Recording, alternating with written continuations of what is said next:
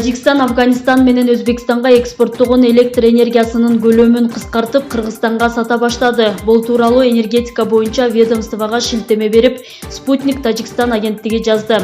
Маалыматка караганда, буга чейин эки өлкө Тажикстандан кубаттуулугу 220-500 киловатт-саатка жеткен электр өткөрүү зымдары аркылуу электр энергиясын алып жаткан. Эми товар 110 киловатт-саатка жеткен электр өткөрүү зымдары аркылуу гана жөнөтүлө баштады.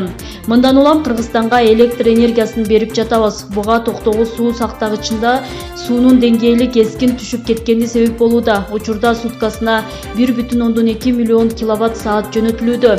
Андан көп берүүгө мүмкүнчүлүк жок. Анткени Тажикстандын негизги гидростанциялары жайгашкан Башк дарыясынын агымы азайып кетти, деп айткан ведомстводан.